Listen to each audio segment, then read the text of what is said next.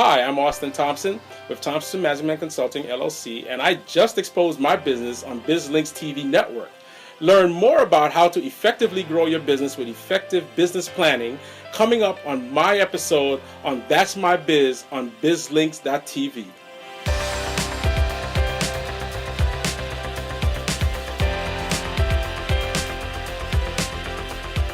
That's My Biz is sponsored by Visita Live Site and Constant Contact.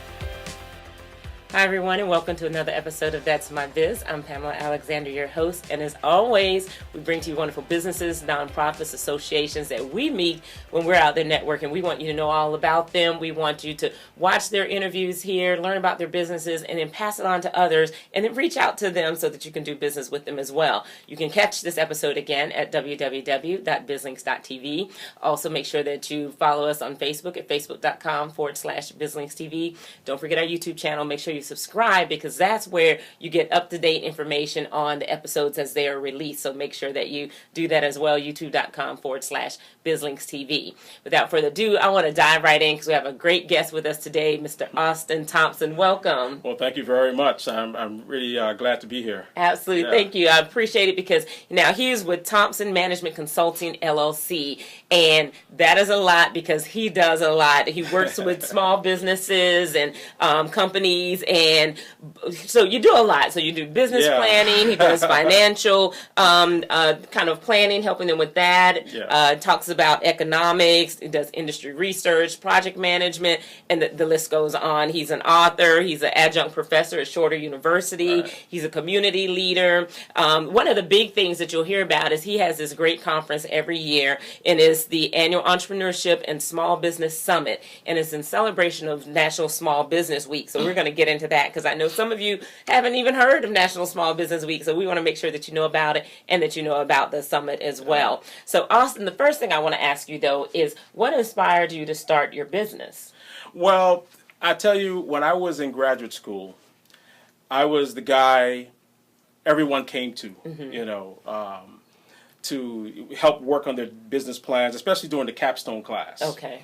And it was I just found there were too many students at the capstone level that were still having trouble putting together the marketing plan, the business plan, and it just came natural to me. Okay. So when I was finishing up, I had some students coming to me to look over their financials, looking over their P&L, their cash flow statement, because the numbers just weren't looking right. The business plan just wasn't flowing right. And, we got through it together. We got through it together. Graduation came, grad school came and went. And after grad school, I had like two individuals that contacted me that wanted me to do their business plan. Okay. And when I finished the business, I actually did that at no cost because I was just, at that time, it was like, yeah, I'll help you out, I'll help you out, I'll get it done for you. And then afterwards, I thought, this would be a good business to start, helping entrepreneurs write their business plans and understanding the importance and the components in the business plan. Okay. And that's how I started. I started writing business plans, marketing plans, and then it just grew into consulting and grew into financial analysis, project management, coaching, teaching, and that's where it all began. Wow, I love that. Now, so since you brought up business plans and profit and loss and all those things, my question was going to be, why are people so fearful of business plans? But then I think at the same time I already answered it when we started talking profit and loss and all this other information. Really trying to figure out what goes in business plan beyond this is what my business is and what it's going to do and who it's going to serve. But then it's how is it going to do it and what do those numbers look like? Right. Talk about a little bit about that, especially as it relates to trying to accomplish getting a business plan done. Right. Well, there are three main financial statements or financial components to a business plan. You have your profit and loss statement, right? Profit and loss statement basically gives you a picture of what your profits look like, what your losses look like. It shows you what your net profits would be, and it lets you know basically if you're in the black or in the red, right? Stating your position.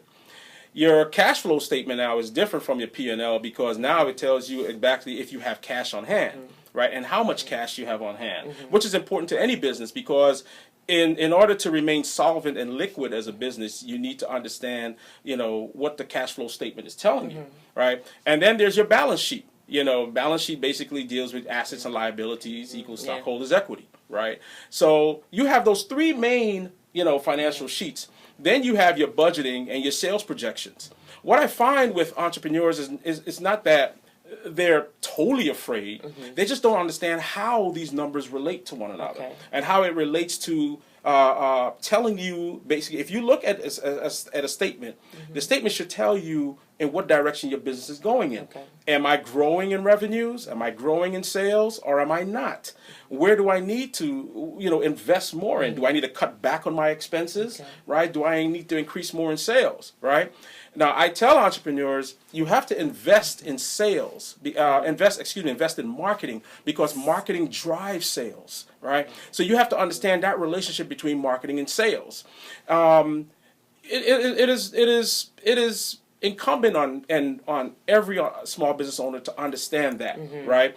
Either you do it yourself or you hire a consultant who can help, show you how to effectively do that. But I think as business owners or as people in general, some of us just have a fear of numbers, and a fear of math, but once you become comfortable with the numbers, understand how they relate to one another and how to use them effectively to help guide your business, then it doesn't become a problem. I love that idea. So just kind of getting more comfortable with it, just get immersed in it. But now let me ask you this, because a business plan is the first thing that we usually tell startups that they need to have. Exactly. Well, I don't know my growth. I don't know all of this. So where do the numbers come from? I mean, do we just pull them out of hat and say, this is what we want our business to do and where we think it's going to go? Or, how much is truth and how much is just kind of what we're making up? Exactly. And in a pro forma format, right? When we talk about pro forma, we talk about projections. You're basically, as a small business owner, what you're doing is you're trying to project what your sales are going to be for a year, 2 years, or 3 years. Now, when you do a business plan, you either do it for 3 years or 5 years, right? And you're looking at 3-year projections over that time period. You're looking at building that pro forma and determining now how many units I'm going to sell of a specific product. How much service am I going to provide? Based on hours, and however you want to use the math to determine how you're going to arrive at those projections. All right. So it's sort of trying to determine now how you're going to build out your financials. And what you're doing is you're just doing projections. You're just doing a pro forma. All right. But then when you're actually now in business, when you started to carry out that business, now you're quantifying if I'm on target by comparing the actuals to your projections. All right. But, every small business should understand that when building a pro forma P&L or pro forma cash flow statement, you're just basically projecting the sales, projecting how much business you're going to do at what cost, and then you're adding that dollar value, and you're basically determining I'm going to grow 10% per quarter, I'm going to grow 20% every year, and basically building that and designing it that way. Yeah. Now, I shouldn't have to tell you this by now. You already know, and that's my biz. Get your pen and your paper out. So we've already got some, that's it. We've always got some great information here. So hopefully you're taking notes on this. And if nothing, you're coming to the realization that maybe I need to reach out to Mr. Thompson here and get more knowledgeable and really take my business where I need to take my business and get really serious and locked in with the numbers specifically, but just planning overall. Now, Austin, so we have businesses at all levels. We've got startups, we've got the micro entrepreneurs, small businesses, and then next level business and corporations. What's your niche? Who do you like working with the most? I work primarily with small businesses that are within the 0 to 5 year range of the business life cycle. The reason why I focus on 0 to 5 years because that's the critical period for any startup business. 99% of all businesses fail within that period. They fail for several reasons. One, access to credit, right? Access to capital. 2, lack of planning. If you fail to plan, you plan to fail, right? That's the adage out there. And number 3, small business owners just really don't do the due diligence that is needed to go out there and understand what resources are out there, and to understand what I need to do in order to grow business, right? So within that 0 to 5 year range is what I focus on. You know, when we look at the number of small businesses that are started every year in Georgia, I think right now, as of April 2016, the Georgia Department of Economic Development reported about 866,000 new small businesses, right, for Georgia, right? And about 266,000 of that are companies that are providing employment. Okay. Right? So you have, Georgia is viable. Georgia is the #1 state in which to do business. Okay. 3rd year in a row by site selection. So Georgia is a vibrant state in which businesses are growing, entrepreneurs are growing, there are new innovations out there. But the one thing that separates those who succeed and those who still are held back is doing the due diligence, taking the time to grow that business. So I focus on that 0 to 5 year range. I focus on those startups, those small businesses that say, well, I can go to XYZ organization, but they don't represent me. I can go to XYZ organization, but I don't feel that they're doing enough for me, right? When we look at a small business, small businesses are defined as any entity with 499 employees or less, right? We look at a micro business with anything with 5 employees or less, all right? So you have on 2 different ends of the spectrum, you have small businesses that are growing about $15 million in sales and over, and then you have at the lower end of the spectrum, small businesses that are struggling to maintain $80,000 to $250,000 in sales annually. So you have those 2 classifications, but they're all defined as small businesses.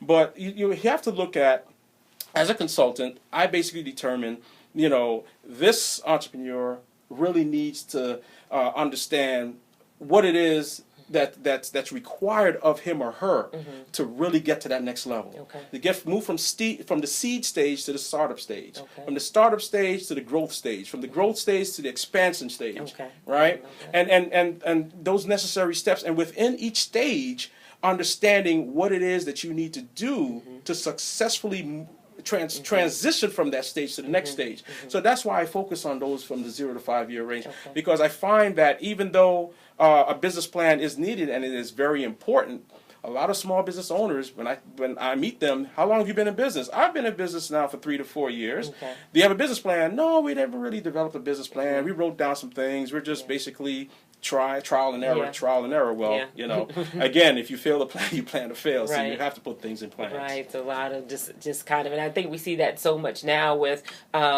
people that just go from a hobby to a business, or they're starting a business, but it really is still a hobby, and they're treating it more like a hobby. Exactly. Now, Business Consulting Group, we've been around 15 years, but I remember my original goal was, let me get it to 5 years. Let me get the 5 years. If I get the 5 years, okay. You know, so I definitely understand that and understand that struggle. And, you know, we've grown and learned so many things through it, but getting that true education and knowledge, and like you said, tapping into those resources. So now let's talk about, we talked about kind of the money from the profit and loss and all the different statements, balance sheets and all of that. But let's talk about it from the standpoint of actually getting some money. So with small businesses, just what's the state of, you know, credit lending for small businesses? What are some alternatives that they may have access to, or should they even be looking for that?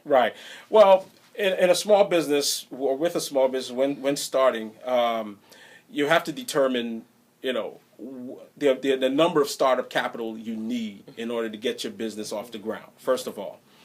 Second of all, understanding who banks lend to and who they do not lend to, right? Which banks have better programs, looking at the SBA, the Small Business Administration, and the programs they have, 8A program, the 7A programs, those programs that are geared towards small businesses and businesses that are just starting up.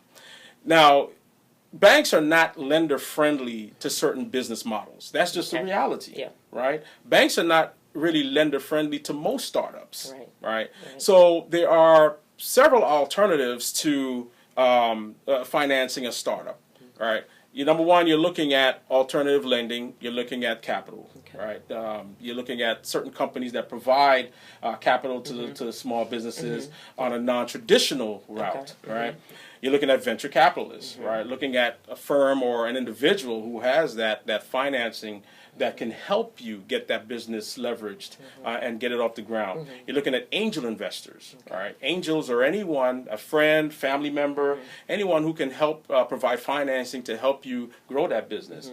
One thing I always tell an entrepreneur, never tap into your retirement. Never tap into your retirement funding, because that is your retirement. You know, so that money is there for when you say, I'm done with work, and I just want to relax on the beach of Costa Rica somewhere. Right. You know, so that money is there to help you Yeah. achieve that. Okay. So I always encourage entrepreneurs to never tap into your 401k or your IRA. But we hear these stories of these successful businesses, these, you know, either software companies, especially like a lot of the millennials now start businesses. Well, not millennials because they don't have retirement yet, but some other businesses where that's what they did. They put it all on credit cards. They tapped into their retirement.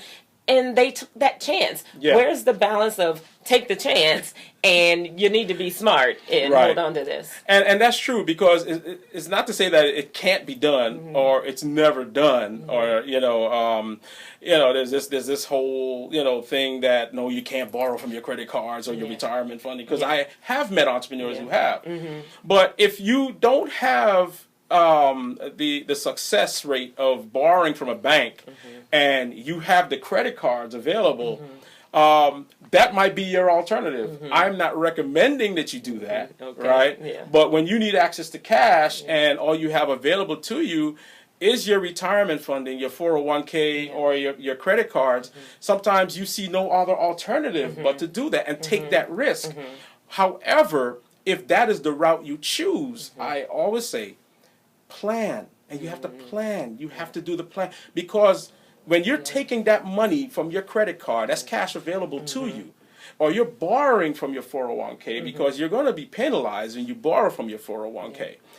You have to plan on how you're going to grow that return on your investment and return that money back to your cash accounts and to your retirement accounts. Right? It's not to say that it can't be done, but you have to plan for it, and you have to plan carefully. I love that, and I think that is so the key. That, and to me, that's the secret sauce that people miss. That if they do it, risk, but take the calculated risk, and like you said, have that plan so you know how you're going to replace that, and then sticking to that plan once you have that plan. Right. And let me add, business is about entrepreneurship is about taking risks.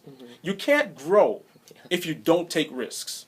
You have to take risks. You can't be an entrepreneur, can't call yourself an entrepreneur if you don't take the risks.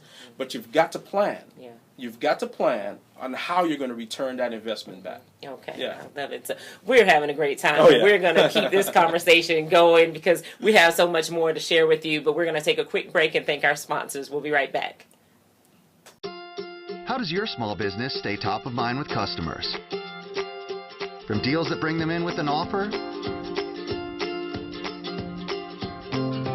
to social media promotions that turn fans into customers, to events that engage and create buzz, to emails that keep loyal customers coming back. Our easy-to-use tools will keep you in front of your customers. Visita makes it easier for your business to get paid online. With Visita Live Site, your clients can pay for any service, invoice, or scheduled appointment right from your website, social network profile, or email. You can accept any credit card or PayPal, and funds will be deposited directly to your bank account or PayPal account at no extra charge. Easily add payment options to your site that fit your brand and website design and are fully supported on mobile devices. No technical skills are required. Welcome back, everyone. Once again, we want to thank our sponsors for just allowing us to keep this show going and getting it out there. And we also want to thank you all for continuing to watch, continuing to share the episodes, as well as to share the businesses that you're meeting on this particular show and sharing it with others, and for doing business with them as well. So thank you again. If any of you out there you're interested in being a sponsor on the show, you can reach out to us at our Pamela at That's My Biz at at bizlinks.tv. That's My Biz at bizlinks.tv if you're interested in being a sponsor of this show as well, or being a guest on the show too. We want to get back in because we were talking to Mr. Austin Thompson, and he is providing just a wealth of information for those of you out there who are considering starting a business. If you just started a business, or if you're established business and you're looking to grow and then take your business where you know it can go and where you've planned for it to go, you definitely want to reach out to him. First, before I even dive back in, Austin, I want to make sure that we tell everyone how they can get in touch with you. All right, but you can reach me at Austin at, it's AUSTIN at tmconsultingllc.com, or 404-587-3949. My website for Thompson Management Consulting is www.tmconsultingllc.com. Great, love it. So, Austin, now let's talk about what's the true critical phase in the business life cycle. And the true critical phase in the business life cycle is that startup phase. Okay. Because it's the entry point. It's the entry point going from the seed stage to now planning how you're going to start up. Okay. Writing that business plan, understanding now if you're planning your operations, planning your financials, and all of the things that you need to grow strategically from the seed stage into your startup stage. That is critical. Also, the startup phase, the growth phase. Okay. Because now you've experienced the startup phase. Now you're looking to grow and expand as a business. Okay. But understanding now, looking at your customers, looking at your clients, growing your client base, growing your customer base, growing your revenue base, understanding those things that help to grow a business. Your brand is so important, right? Understanding the connection between the brand of your business, the brand of your service or products, and your own personal brand. I always say, it's easier to keep a customer than to get a new customer, right? Yeah, so you have to understand that the importance of growing a business is not just looking at revenues and looking at profits and loss, but also looking at your brand and the brand of the service and product that you're offering. As a growing business, every growing business should always quantify, measure if your brand, if the effectiveness of your product or service is doing what you designed it to do. And that's something I always love to say is if you're not measuring, you're not marketing. Right, that's so right. Making sure you're measuring. And see, there's so much that we have to talk about. We're not going to get it all in this episode because I want to dive into brand, I want to dive into marketing. But the first thing I want to get back to and talking about the startups. Now, as a startup, once you start talking about employees and all of that, we may not quite be where we need to be able to hire employees. Is it smart to hire family and friends or to do business with your spouse? Oh, wow. I did an article about that not too long ago. We get into family and friends, we get into spouse, right? Now, it's always good. I love the husband and wife team. I love the husband and wife team. Yeah. When someone calls me and say they want to sit with me, right, to discuss, expanding a business, growing a business, I love it when they show up with their spouse, right? Because I feel the most qualified partner, right, in business should be your partner in marriage, right? Okay. It's not always that case because sometimes a husband and wife have different views, different opinions, different interests, right? Right. You do find that, right? Now, with siblings, you might have some siblings who are great at doing business together, right? They share one another's vision. They share one another's ideas, right? That's not always the case. So, I always say, test it. Take the temperature first. If you know your sibling, you know your spouse better than anyone else, right? If you guys, like I say, for instance, with a husband and wife team, if you guys can't even agree on what TV program to watch, right, or what cereal to have in the morning, if that in itself alone creates an argument, you probably should reconsider going into business together. All right. I mean, it's a wonderful thing for a husband and wife to share a business, right? Because it helps. I feel that helps to grow the marriage as well. It's great for siblings and family members because it helps to strengthen and reinforce what you've already built as family members. But you've got to be realistic, right? If there's certain things that just annoy you about the other person, you have to really think about, well, we're good, we're okay as husband and wife, we're okay as siblings, or even mother and son, father and son, whatever. But are we really good as business partners? Right. right? But you don't want to end up ruining the personal relationship. That's right. Because of the business. That's right. Yeah. You know, and I've heard some personal relationships, even, you know, friends from college going into business together. I've heard when they go into business together as business partners, that ruins the personal relationship, because you might have one individual who's more ambitious and the other person feels, oh, well, you know, I have all the time in the world, whatever. Not as ambitious, right? But, you know, they really should consider these things before going into business together. Yeah, I know often early stages of business consulting group, my whole thing was I'm staying away from partnerships because, you know, partnerships, and then you're responsible if that person does something even outside of the business, how does it affect the business, just all of this. But I was fortunate, shout out to my husband, Nash Alexander III, to have a husband where, you know, we just mesh well. You know, he has his lane, I have my lane. Exactly. But I think the big key to all of that, whether it's a spouse or whether it's family members or just any partnership, is the communication. That's right. Being able to properly communicate, not step on each other's toes, and to be able to separate the two as well when you need to separate the two. But it definitely can be a blast if you make sure you get the right partner, though. Go ahead. And I was going to say, if for business owners, the other thing I recommend is a SWOT analysis, right? Looking at your strengths. What that is. Right. A SWOT analysis. Corporations usually establish a SWOT analysis whenever they have a new service offering or a new product offering, because what they're doing, they're trying to determine the strength of that product or the strength of that weakness and how it compares to the competitors in their marketplace. Also looking at the weaknesses, right, of that product or service. Looking at opportunities, things that you can grow and capitalize on to really transition to strengths, and threats. Right? Looking at those things in your environment, whether internal or external to your organization, that can really, you know, demolish or destroy your brand, right? But when we look at personal branding, when we look at trying to determine if a person is good for partnership or not, in the SWOT analysis, determine what are the strengths of that individual, what are your own strengths, right? The strengths and the weaknesses are internal. The opportunities and threats are external, right? And then you also have to be realistic, looking at some of the weaknesses that you may have, or looking at some of the weaknesses the other individual may have. The weaknesses are not a bad thing, because we all have weaknesses. I have weaknesses, and I work hard to grow them into strengths, right? So you have to determine when you look at weaknesses, and don't say, "Oh, I don't think I'm weak at anything."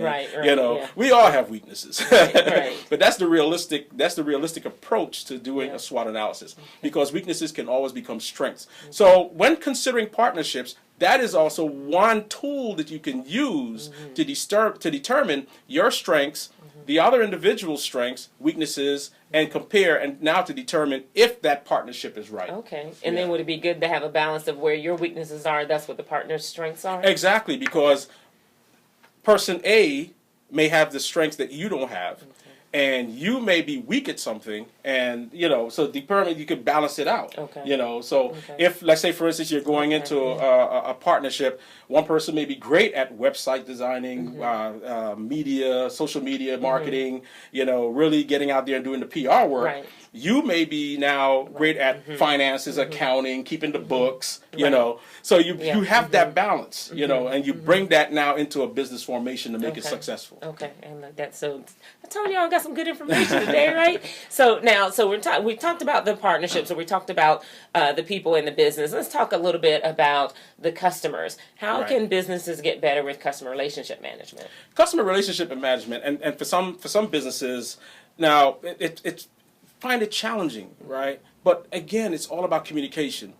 One way I keep in touch with my customers and my clients and those in my network is that I have a newsletter that I publish every month.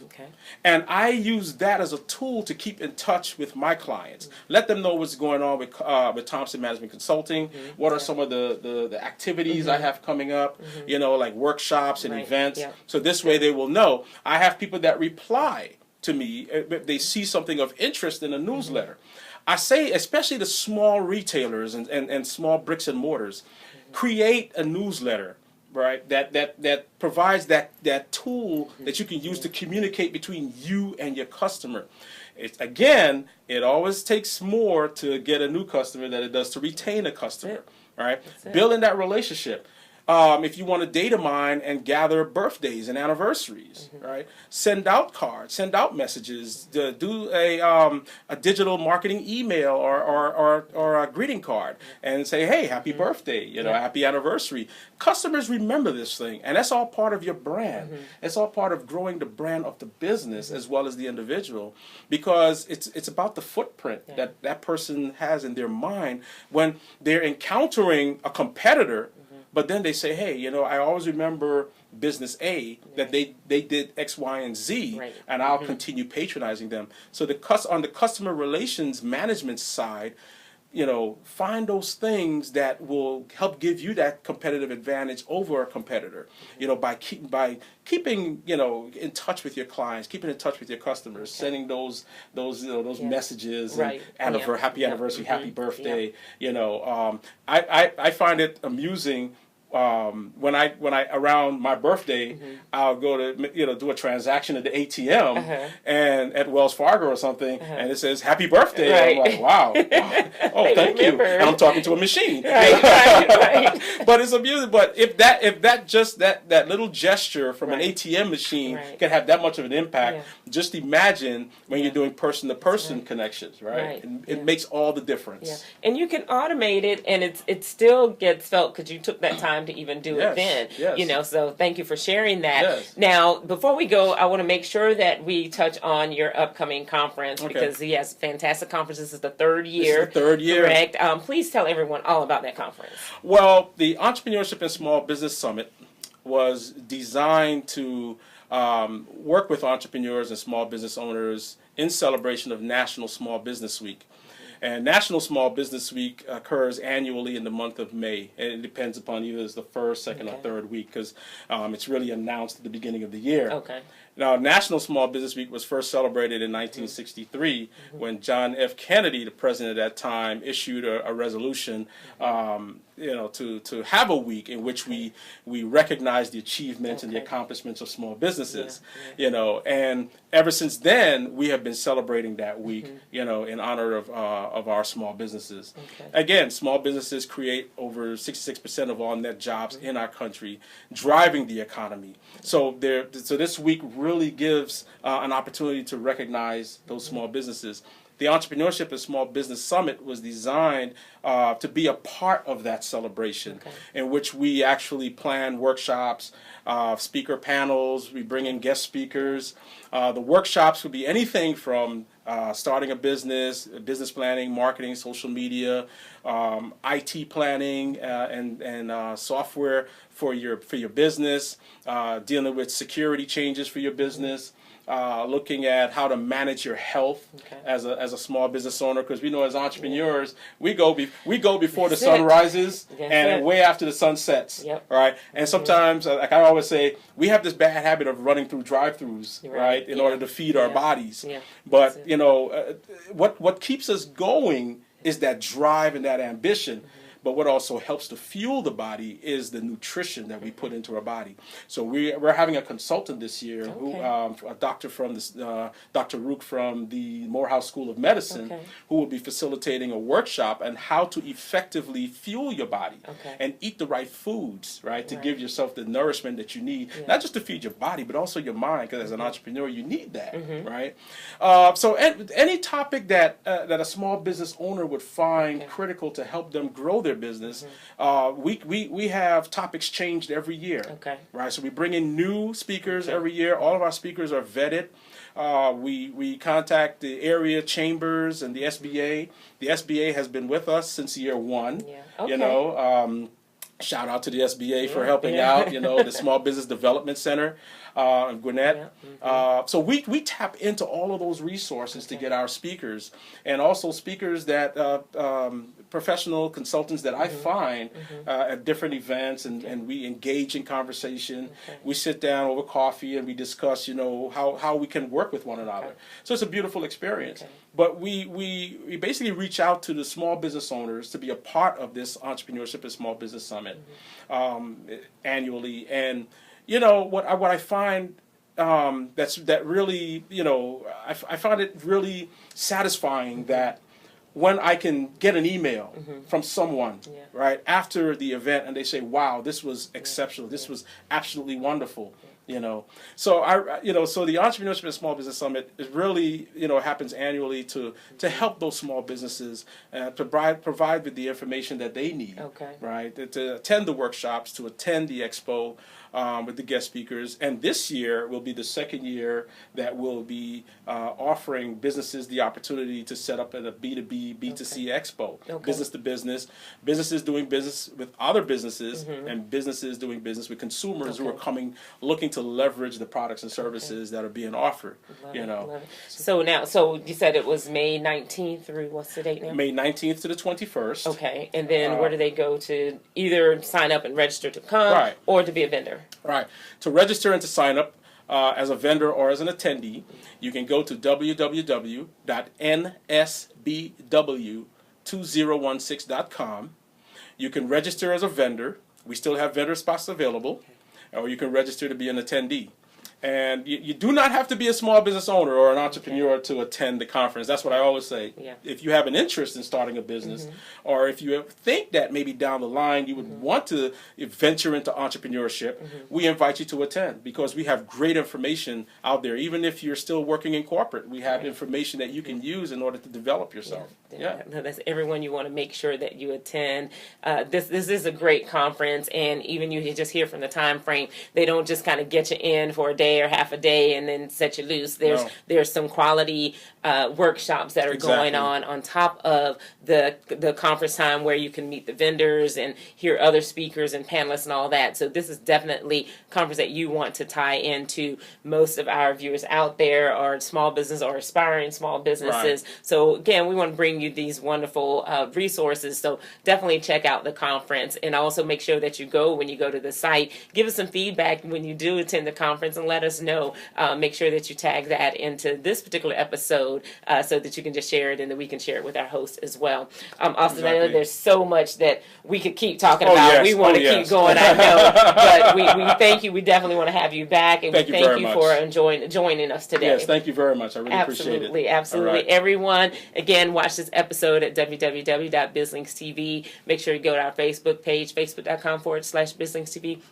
Give us some feedback. Give us some comments. Tell us your thoughts. Tell us where you are with your small business and whether you're getting it started, whether you have that idea. Also, go to our YouTube channel. Get engaged. Give us some feedback out there as well. But make sure that you share it. Make sure that you provide those comments as well. Make sure that you subscribe to the YouTube channel at youtube.com/BizLinksTV so that you can get up-to-date information when new episodes are being released. We want to thank you for joining us. I'm Pamela Alexander with BizLinks TV Network, exposing your business to the world.